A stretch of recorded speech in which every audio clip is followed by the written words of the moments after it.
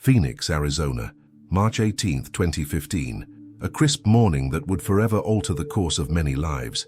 The Maricopa County Courthouse stands imposing against the clear desert sky as Assistant District Attorney Diane Hayes strides purposefully through its doors, carrying a folder containing documents that would send shockwaves through the community. Inside that folder, a formal indictment against Dr. Renata Sullivan, a 43-year-old psychologist with an impeccable reputation, charging her with the first-degree murder of Zachary Dawson, her former fiancé. The case that had gone cold for 3 years was suddenly blazing hot. At 9:47 a.m., as Dr.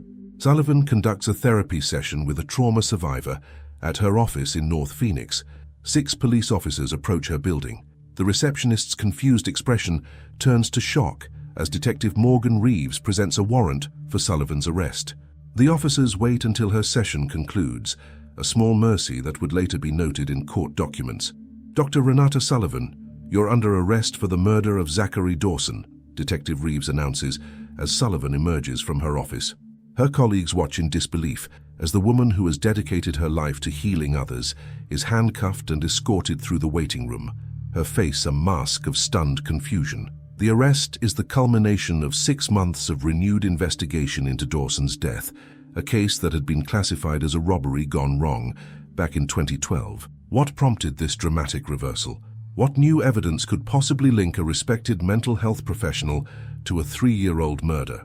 The timeline of events begins to emerge as news of Sullivan's arrest spreads through Phoenix. Zachary Dawson, a 45-year-old real estate developer with connections throughout Arizona's business community, was found dead in his luxury downtown apartment on November 4, 2012. The initial investigation concluded that an intruder had entered through a service entrance, surprised Dawson in his home office, and killed him during an apparent robbery. Several valuable items were missing, including an expensive watch collection and rare coins. The case gradually faded from public attention as leads dried up and more pressing crimes demanded police resources. What the public doesn't yet know is that the case was reopened after an anonymous tip reached Detective Reeves in September 2014. The caller provided details about the crime scene that had never been released to the media, details only someone intimately familiar with the investigation or present at the murder could know. As Sullivan is processed at the county jail, the prosecution begins building their case. The circumstantial evidence seems damning. Financial records reveal that Sullivan had been struggling with mounting debt in the months before Dawson's death. Her private practice was underperforming, and she had recently been denied a loan to expand her offices. Then, surprisingly, all her financial troubles vanished within weeks of Dawson's death. The explanation appeared straightforward. Sullivan was the beneficiary of a $2.1 million life insurance policy that Dawson had taken out just 10 months before his murder. Additionally, she inherited a vacation property in Sedona, valued at nearly $900,000. The prosecution theory takes shape. A desperate woman eliminates her fiancé for financial gain, disguising the crime as a random act of violence. But things grow more complex as investigators dig deeper into the couple's history. Former colleagues and friends describe a relationship that had grown increasingly strained. 2 months before his death, Dawson had apparently threatened to call off the engagement during a heated argument overheard by his assistant, Pamela Wright. Wright would later become a key witness for the prosecution, testifying that Sullivan had vowed he would regret it if he ended their relationship. Another damning piece of evidence emerges when investigators re-examine Dawson's toxicology report. Initially overlooked in the original investigation, trace amounts of a rare sedative, one that Sullivan had access to through her medical connections, were found in his system. This substance wouldn't have been fatal on its own, but would have rendered him incapable of fighting back against an attacker. The most compelling evidence, however, comes from surveillance footage that had been improperly categorized in the original case files. Their camera from a neighboring building captured a figure matching Sullivan's height and build, entering Dawson's apartment building through a side entrance at 11:43 p.m. on the night of the murder, using Dawson's own key card. The person wore a hooded jacket and kept their face turned away from security cameras, but their distinctive gait and physical characteristics are consistent with Sullivan. The prosecution's theory solidifies. Sullivan sedated Dawson, staged a robbery to create confusion about the motive, and then used her psychological expertise to present herself as a grieving fiancée, successfully deceiving investigators for years. As news of these details leaks to the press, public opinion begins to turn against Sullivan. Former supporters distance themselves. The Center for Trauma Survivors, where she volunteered, places her on indefinite leave. Social media fills with amateur sleuths dissecting her past behaviors for signs of deception. A hashtag trends, psychotherapist. Yet there are inconsistencies in the case that receive less attention. Sullivan's defense attorney, Vincent Torres, a former prosecutor known for taking on challenging cases, points out significant flaws in the renewed investigation. The surveillance footage is grainy, the figure's identity impossible to confirm with certainty. The sedative found in Dawson's system could have been prescribed legitimately for anxiety, a condition he had reportedly struggled with due to business pressures. Most puzzling is the anonymous tip that reopened the case. Who would have withheld crucial information for 3 years, only to come forward now? Torres suggests this mysterious informant deserves far more scrutiny than they've received. As Sullivan spends her first night in detention, the case against her appears formidable, but not airtight. What the public doesn't yet realize is that beneath the surface of this seemingly straightforward case of greed and betrayal lies a far more complex web of relationships, secrets, and motives that will gradually come to light as the trial unfolds. The arraignment is set for March 20th. Sullivan pleads not guilty, her voice steady despite the circumstances. Judge Harold Fleming denies bail, citing flight risk due to Sullivan's considerable financial resources and the severity of the charges. As she's led away, Sullivan locks eyes with Detective Reeves and says something that will later prove prophetic. "You've arrested the wrong person. The real killer is still out there." What Sullivan doesn't yet know is that someone has been watching her case with intense interest. Someone who believed they had committed the perfect crime 3 years ago. Someone who never expected to see Renata Sullivan stand trial for a murder they themselves had carefully planned and executed. As the media frenzy builds around the therapist murder case, this individual realizes that their carefully constructed alibi might soon begin to unravel, revealing the truth about what really happened to Zachary Dawson on that fateful November night. As Renata Sullivan adapts to life behind bars at Maricopa County Detention Center, Detective Morgan Reeves returns to the origins of this complex case. On a sweltering afternoon, he unlocks a storage room at Phoenix Police Department's evidence facility, where the dusty boxes containing the original Zachary Dawson investigation have rested for 3 years. What started as a routine homicide now demands a complete re-examination. November 4th, 2012. The morning Zachary Dawson's body was discovered remains etched in the memory of first responders. His housekeeper, Elena Vasquez, arrived at 8:15 a.m. to find the door to his penthouse apartment slightly ajar, unusual for a man known for his meticulous security habits. Inside, the signs of a struggle were evident: overturned furniture, scattered papers, and Dawson's body in his home office, slumped over his desk. The initial investigation, led by now-retired Detective Harold Crenshaw, pursued the robbery gone wrong theory with singular focus. The evidence supported this conclusion: a jimmied service entrance, missing valuables, and no clear signs of premeditation. With violent crime spiking that fall, departmental resources stretched thin, and no immediate suspects, the case gradually received less attention. After 6 months of diminishing leads, it was classified as inactive but unsolved. What changed? Reeves spreads the case files across a conference room table, creating a timeline. The anonymous tip that arrived last September came through a voice-disguised call to the department's cold case hotline.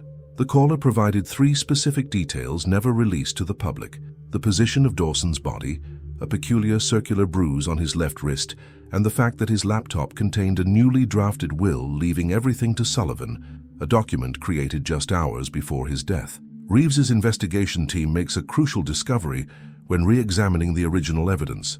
Medical examiner Dr. Nadine Chen identifies inconsistencies in the initial autopsy report. The bruising pattern on Dawson's body doesn't align with a typical robbery-homicide scenario.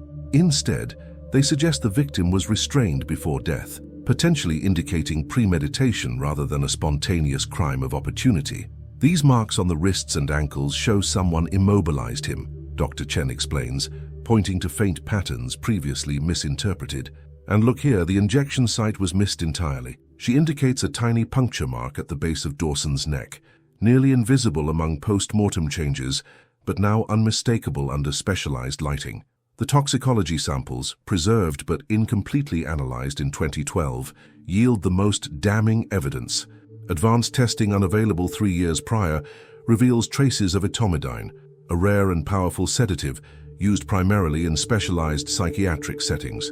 Records confirm that Sullivan's clinic was among the few facilities in Arizona with access to this controlled substance.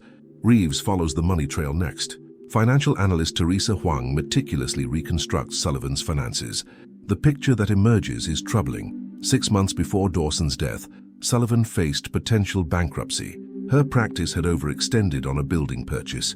Patient numbers had dropped during an economic downturn, and personal investments had suffered significant losses. Then, almost overnight, her financial situation transformed. Beyond the life insurance payout and Sedona property, investigators discover something overlooked in the original investigation. Sullivan had quietly gained controlling interest in 3 of Dawson's smaller development projects through a complex series of transactions completed within weeks of his death, using legal documents bearing his signature, signatures that forensic analysts now question. The evidence accumulates, but Reeves remains troubled by loose ends. He reviews security footage from Dawson's building again. The hooded figure entering at 11:43 p.m. matches Sullivan's physical characteristics, but the face remains obscured. More concerning is another anomaly. The building's garage camera captured Dawson's Range Rover exiting at 10:37 p.m. that same night, yet he was supposedly home when murdered. Who was driving? While investigating Sullivan's alibi, Reeves makes another discovery. She claimed to be home alone the night of the murder, but cell tower data places her phone near Dawson's apartment at 11:52 p.m., directly contradicting her statements. When confronted with this evidence during questioning, Sullivan appears genuinely shocked, insisting someone must have taken her phone.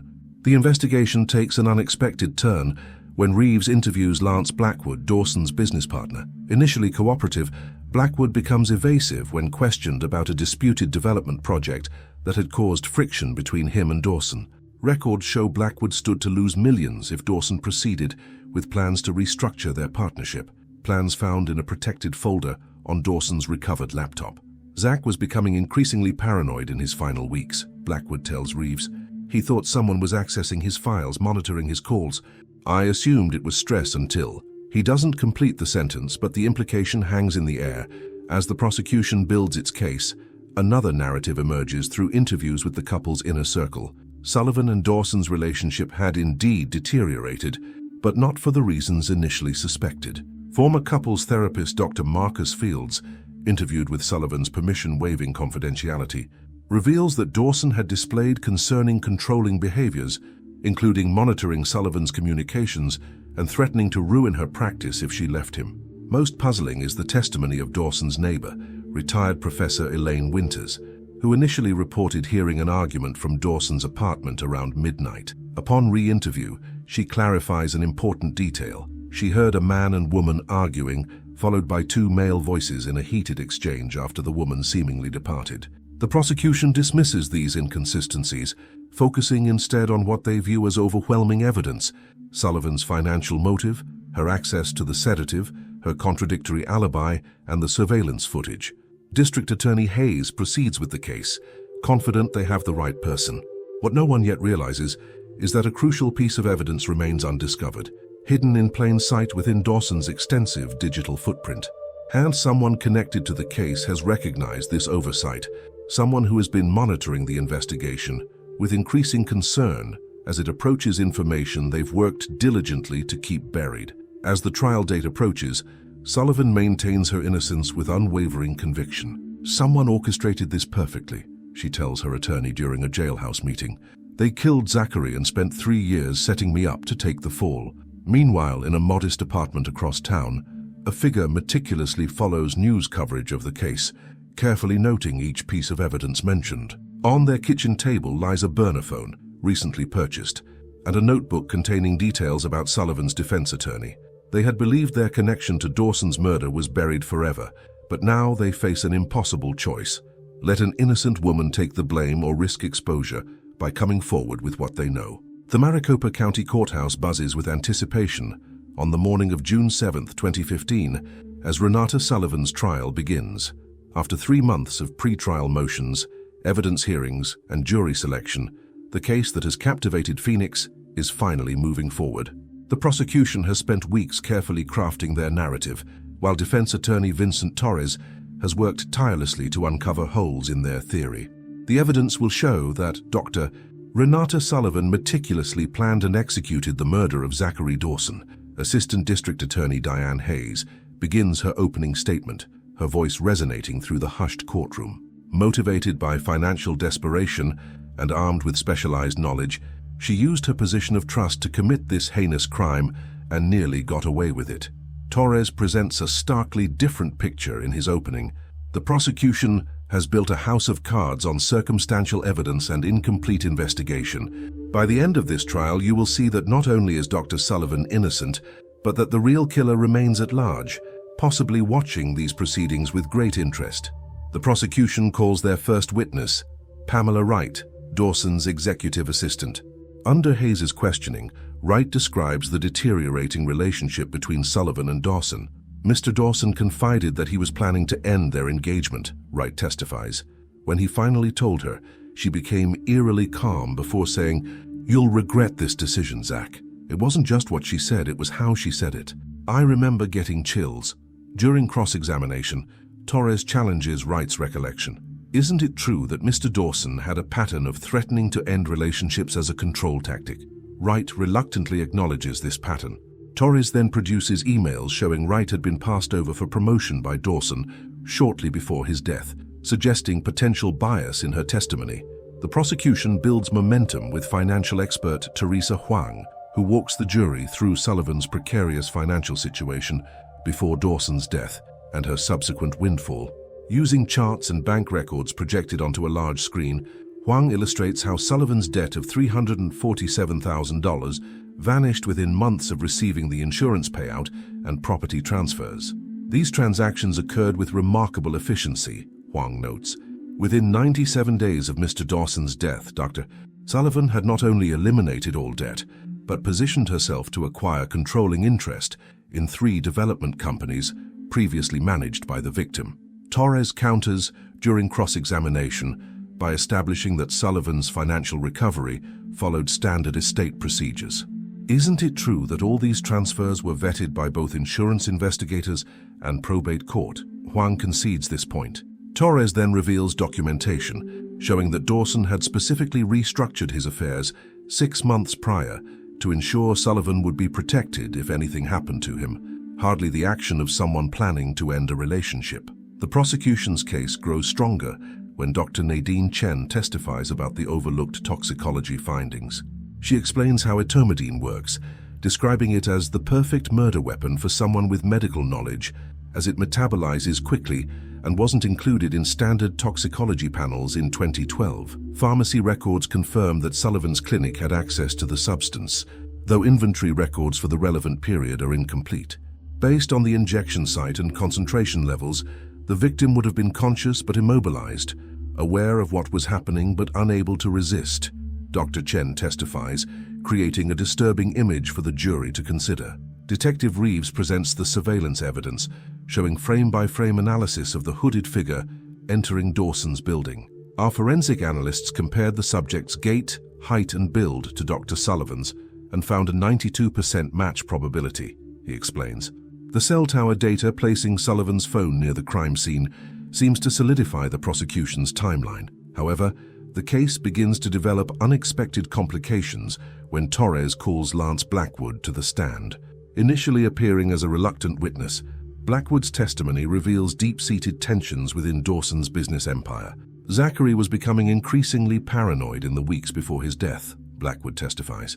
He believed someone was sabotaging his projects, particularly the Coyote Basin development. Torres produces documents showing that Dawson had recently discovered discrepancies in project financing that implicated Blackwood in potential embezzlement, information that would have remained buried had Dawson's files not been re-examined during the renewed investigation. When questioned about his whereabouts on the night of the murder, Blackwood provides a carefully constructed alibi: dinner with clients, followed by a charity poker tournament downtown. However, when Torres presents time-stamped security footage from the tournament showing Blackwood arriving nearly 3 hours after he claimed, visible tension spreads through the courtroom. "Mr. Blackwood, can you explain this discrepancy?" Torres asks. "I may have misremembered the exact timing," Blackwood responds, his confident demeanor cracking slightly. "That night was 3 years ago." The prosecution's case faces further challenges when Torres calls Dr. Marcus Fields, the couple's former therapist. Despite the prosecution's objections, Judge Fleming allows limited testimony regarding the relationship dynamics between Sullivan and Dawson, as Sullivan has waived confidentiality. "Mr. Dawson exhibited concerning controlling behaviors," Dr. Fields testifies. "He monitored Dr. Sullivan's communications, restricted her access to shared finances, and on 2 occasions, I observed bruising that Dr. Sullivan attributed to accidents, but which followed patterns consistent with physical restraint." This testimony cast Dawson in a new light, suggesting he was not simply a victim, but potentially an abuser, information that might have directed the original investigation toward other suspects had it been known in 2012. It also provides context for Sullivan's financial situation, implying her economic difficulties may have resulted from Dawson's financial control rather than mismanagement. The most dramatic moment comes when Torres calls an unexpected witness, Elena Vasquez, Dawson's housekeeper who discovered the body. Though she had testified for the prosecution about finding the crime scene, Torres focuses on a detail absent from her original police statement but noted in her personal journal, which she voluntarily provided to the defense.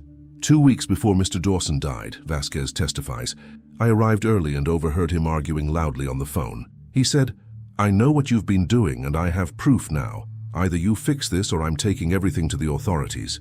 When he saw me, he ended the call immediately and seemed very agitated. Asked if she recognized the name of the person Dawson was speaking with, Vasquez hesitates before answering. He called him Lance at one point. I remember because he rarely used names when angry. As the 3rd week of trial concludes, reasonable doubt begins to creep into what had initially seemed an airtight case. The prosecution maintains that Sullivan had means, motive, and opportunity, but Torres has systematically introduced alternative explanations for each piece of evidence. Outside the courtroom, another development unfolds quietly. A forensic lab technician named Javier Mendez, reviewing evidence during weekend overtime, notices something overlooked in both the original investigation and the renewed case: a partial fingerprint on the cap of the syringe believed to have delivered the sedative. Running it through the database yields no match to Sullivan or to anyone else in the case file. Mendez flags this discovery for Monday morning review, unaware that this small detail will soon upend the entire prosecution theory. As the weekend passes, 3 key players in this drama remain restless for different reasons. Sullivan in her cell, maintaining hope as the case against her shows signs of weakening. Detective Reeves, increasingly troubled by inconsistencies that his professional integrity won't allow him to ignore. And a figure who has watched the proceedings with mounting anxiety, realizing that the truth may yet emerge from unexpected quarters.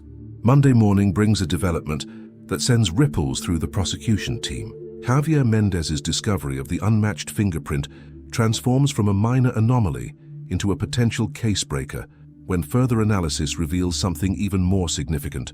The print shares several points of comparison with samples in the database belonging to Troy Everett, a former patient at Sullivan's clinic. This connection had remained hidden because Everett's prints were filed under a sealed juvenile record, accessible only through expanded search parameters that Mendez had used during his weekend work. Detective Reeves, committed to following evidence regardless of where it leads, immediately launches a background investigation into Everett. The profile that emerges is troubling: a history of obsessive behavior, 2 restraining orders from former therapists, and a concerning pattern of fixation on authority figures. Most significantly, Everett had been transferred from Sullivan's care to another therapist approximately 8 months before Dawson's murder, following what clinical notes described as boundary violations and inappropriate attachment behaviors. When Hayes receives this information, she faces a prosecutorial dilemma. Legal ethics require disclosing potentially exculpatory evidence to the defense, but revealing this connection could undermine the case she's built against Sullivan. After consulting with the district attorney, Hayes reluctantly provides the fingerprint analysis to Torres, attempting to minimize its significance by suggesting contamination during evidence handling. Torres, however, recognizes the breakthrough immediately. The next morning, he requests an emergency hearing before Judge Fleming. "Your Honor, this new evidence fundamentally alters the landscape of this case," Torres argues. "We have physical evidence connecting another individual, someone with a documented history of obsessive behavior, directly to the murder weapon." Hayes counters that the partial print isn't conclusive and could have innocent explanations. The prosecution maintains that the overwhelming body of evidence still points to Dr. Sullivan as the perpetrator. This single print doesn't negate the financial motive, the surveillance footage, or the cell phone data. Judge Fleming, after considering both arguments, permits Torres to pursue this new lead, but denies his motion to dismiss charges. The jury should have all relevant facts before reaching a verdict, he rules. The revelation transforms the trial's trajectory. Torres calls Dr. Lena Kaplan, the therapist who took over Everett's treatment after Sullivan. Though limited by confidentiality, Dr. Kaplan confirms that Everett displayed concerning preoccupation with Sullivan and expressed resentment toward obstacles to their relationship. When Torres asks if Everett ever specifically mentioned Zachary Dawson, Hayes objects on grounds of relevance, and Judge Fleming sustains. The defense strategy shifts to establishing reasonable doubt by connecting Everett to key elements of the crime. Torres brings in cellular data expert Dr. Simon Park, who testifies that Sullivan's phone could have been cloned, a technique requiring moderate technical skill but readily learned online. Park demonstrates how a cloned phone would register on towers near Dawson's apartment while Sullivan was elsewhere, creating a false digital footprint. Could someone with basic technical knowledge accomplish this phone cloning? Torres asks. Absolutely, Park confirms. The equipment is commercially available, and numerous online tutorials explain the process. Someone with motivation and moderate technical skills could easily create this digital misdirection. The prosecution's case suffers another blow when Torres presents records showing that Everett had taken a computer forensics course at Phoenix Community College the summer before the murder, a course that included modules on digital surveillance and data manipulation. This revelation casts new light on how Sullivan's digital presence might have been manufactured at the crime scene. Reeves, continuing to investigate Everett's background, makes a crucial discovery. Employment records show Everett worked as a maintenance contractor at Dawson's apartment complex for 6 weeks in 2012, giving him detailed knowledge of the building's layout, security systems, and service entrances. This information, never connected to the original investigation, provides a direct link between Everett and the crime scene. The most dramatic development occurs when Torres calls cellular location analyst Maya Rodriguez, who has re-examined Sullivan's phone data with heightened scrutiny. Rodriguez testifies that Sullivan's alleged movements on the night of the murder contain a critical anomaly. According to tower pings, her phone traveled between locations at speeds exceeding 80 miles per hour during Phoenix rush hour traffic, a physical impossibility suggesting data manipulation. "In my professional opinion," Rodriguez states, "this pattern indicates deliberate digital staging rather than authentic movement. Someone wanted investigators to place Dr. Sullivan near the crime scene at specific times." As doubt grows about the technological evidence, Torres delivers another bombshell: hotel records and conference attendance logs confirming Sullivan was at a trauma therapy symposium in Tucson, 3 hours away, when surveillance footage showed the hooded figure entering Dawson's building. The prosecution had missed these records because Sullivan registered under her professional name, Dr. R.E. Sullivan, rather than Renata Sullivan, as listed in the investigation. The person entering that building physically could not have been Dr. Sullivan, Torres emphasizes, displaying time-stamped conference photographs showing Sullivan participating in an evening panel discussion at the exact time the hooded figure entered Dawson's apartment. Hayes attempts to salvage the prosecution's case by suggesting Sullivan could have hired an accomplice, possibly Everett himself, to commit the murder. The financial motive remains unchanged, she argues. Perhaps Dr. Sullivan manipulated her former patient into acting on her behalf. This theory collapses when Torres introduces banking records showing that, contrary to the prosecution's claims about Sullivan's financial desperation, she had recently received notification of a $1.2 million grant for her trauma research. funds that would have resolved her financial difficulties without Dawson's death. The grant letter, dated 3 weeks before the murder, had been sent to her university office while Sullivan was on sabbatical, explaining why investigators never discovered it. As the 4th week of trial concludes, the case against Sullivan has weakened substantially. Judge Fleming denies the defense's second motion for dismissal, but acknowledges that significant questions have been raised about the foundation of the state's case. Outside the courtroom, another significant development unfolds. Detective Reeves, troubled by the emerging inconsistencies, assigns officers to locate Troy Everett for questioning. They discover Everett left Arizona 3 days after Sullivan's arrest, withdrawing his savings and abandoning his apartment without notice. His current whereabouts remain unknown. During the weekend recess, Torres receives an anonymous package at his office containing a USB drive. Security footage shows the delivery was made by a woman in a baseball cap who kept her face hidden from cameras. The drive contains something extraordinary, a series of emails between Everett and an unidentified recipient discussing Sullivan, Dawson, and cryptic references to removing obstacles and creating new opportunities. The emails stopped abruptly 3 days before Dawson's murder. Torres immediately contacts digital forensics expert Alicia Vega to authenticate the emails. Her preliminary analysis suggests they are genuine, though the recipient's address appears to be a sophisticated, anonymized account. Most disturbing is the final message, sent from Everett's account. Everything is prepared. After tomorrow, she'll be free from his control. She'll understand what I did for her someday. As week 5 of the trial approaches, the prosecution's narrative has unraveled significantly. What began as a seemingly straightforward case of murder for financial gain has evolved into something far more complex, a possible case of obsession, manipulation, and elaborate framing. The question no longer seems to be whether Sullivan killed Dawson, but rather who orchestrated her apparent framing and whether they acted alone. Sullivan, who has maintained her composure throughout the proceedings, makes an unexpected request to her attorney. She wants to testify in her own defense. Despite Torres's professional caution about the risks of cross-examination, Sullivan insists. "There's something crucial the jury needs to hear," she tells him. "Something that will explain everything about this case, including why I became the perfect scapegoat."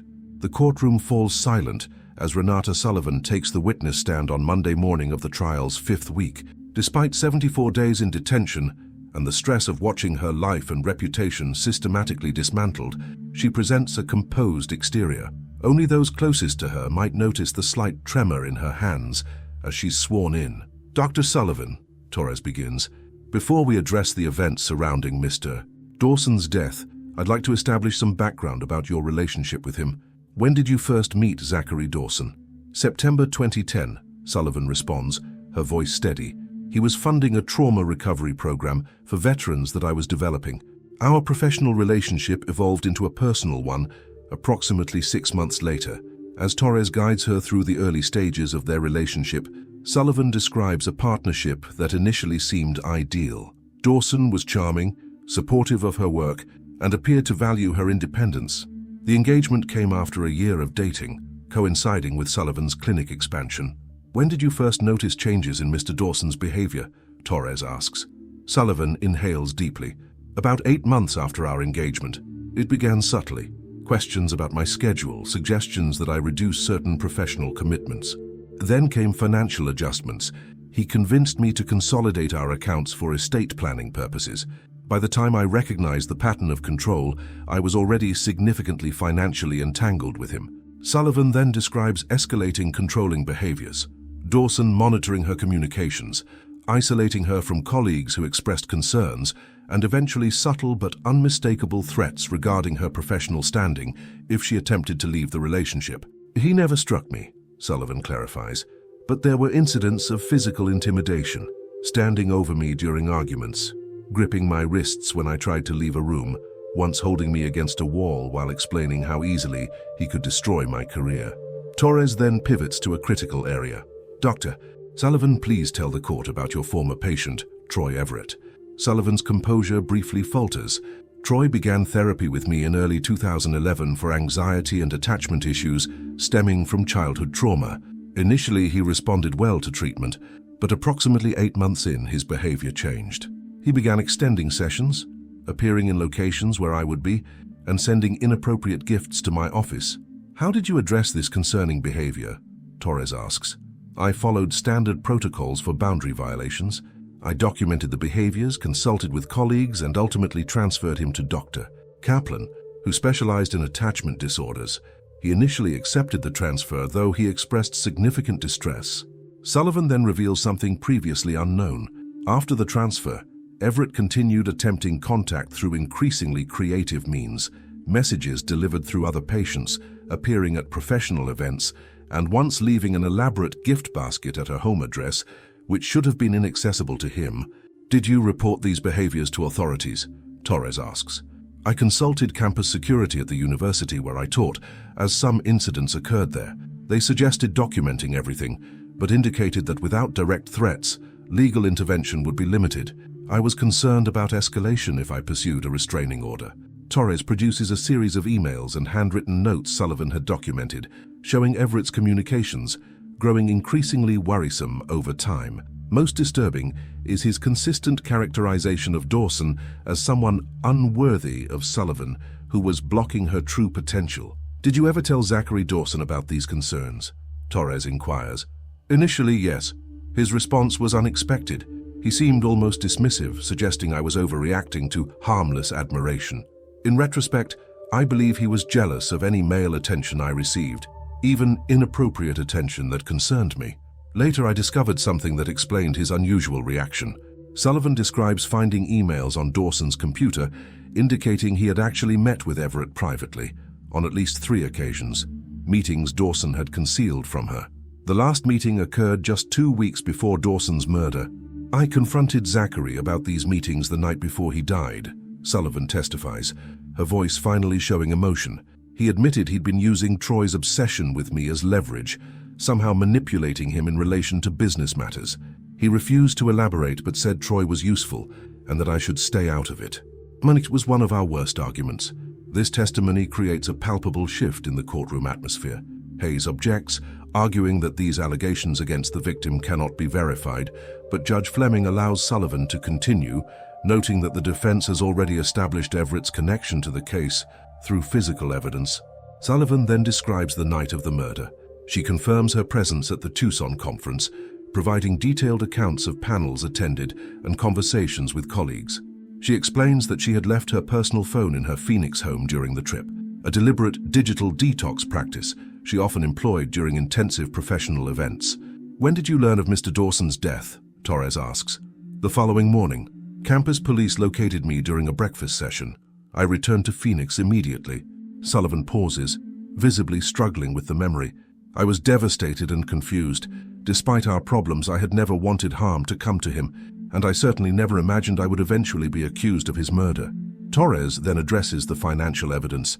Sullivan confirms receiving the research grant notification, but explains she hadn't processed its significance amid relationship turmoil. She also reveals something the investigation missed. 3 weeks before his death, Dawson had pressured her to sign documents, giving him partial control over her professional assets, a step she had resisted, creating additional tension. Dr. Sullivan? Torres asks, approaching the testimony's most critical moment. Based on everything you've testified today, who do you believe killed Zachary Dawson? Sullivan looks directly at the jury. I believe Troy Everett killed Zachary, but I don't believe he acted alone. The level of technological sophistication in framing me suggests collaboration. I think Zachary was manipulating Troy, possibly for business purposes, and it backfired catastrophically. The emails between them that recently emerged support this theory. During cross-examination, Hayes attempts to undermine Sullivan's credibility, suggesting she fabricated the controlling relationship narrative after Dawson's death. Sullivan remains composed, referring to therapy records and communications with friends that contemporaneously documented her concerns. Hayes then challenges Sullivan's theory about Everett. Isn't it convenient, Dr. Sullivan, that you're blaming a man who isn't here to defend himself? A man who, records show, you had significant influence over as his therapist? What's not convenient, Sullivan responds firmly, is that his fingerprint is on the murder weapon. He had access to my home and patient records. He worked in Zachary's building. He disappeared immediately after my arrest, and he had documented obsessive behaviors toward me. Those aren't theories. Their facts established during this trial. When Hayes presses Sullivan on the financial benefits she received after Dawson's death, Sullivan acknowledges them, but points out that she established a foundation with a significant portion of the insurance proceeds dedicated to supporting victims of domestic coercion, a foundation established months before she became a suspect. As Sullivan's testimony concludes, the prosecution's case has suffered significant damage. The confident narrative of a calculating killer has been replaced by a more complex picture of manipulation, obsession, and possible conspiracy. Even some journalists who had initially portrayed Sullivan as clearly guilty now openly question the prosecution's theory. That evening, as legal analysts debate the day's developments on local news, a man in a Las Vegas hotel room watches with growing agitation. Troy Everett, now using the name Alex Mercer, realizes his carefully constructed new identity may soon unravel. The fingerprint was a mistake he never anticipated, removing the gloves momentarily to adjust the syringe positioning. Now, with Sullivan's direct accusation, authorities will intensify their search. He opens his laptop, accessing an encrypted email account, and begins composing a message to someone identified only as partner. The first line reads, "She knows more than we thought. We need to accelerate our contingency plan." Detective Morgan Reeves sits in his darkened office, the glow of his computer screen illuminating case files spread across his desk. It's 2:14 a.m., nearly 18 hours since Sullivan's testimony rocked the courtroom. Sleep eludes him as he reviews every detail connected to Troy Everett, increasingly convinced that Sullivan's theory holds merit. A notification breaks his concentration, an automated alert from the Border Patrol database where he had flagged Everett's identity. A passport under the name Alexander Mercer, with biometrics matching Everett's, was used to check into the Horizon Resort in Las Vegas 3 days ago. The photo shows Everett with dyed hair and glasses, but facial recognition algorithms confirm the match at 97.8% probability. Reeves immediately contacts the Las Vegas Police Department, requesting cooperation in a potential homicide investigation.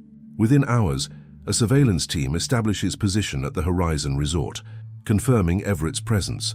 Rather than moving immediately, Reeves instructs them to monitor and document his activities while he secures proper interstate warrants. Meanwhile, back in Phoenix, the trial reconvenes with the prosecution attempting to recover from Sullivan's damaging testimony. Hayes calls rebuttal witnesses who question the feasibility of Sullivan's theory, including a digital security expert who disputes the sophistication required to create the technological misdirection Sullivan described. Creating a comprehensive digital frame-up as described by Dr. Sullivan would require exceptional skills, the expert testifies. The average person, even with technical training, would likely leave numerous forensic traces. Torres counters during cross-examination.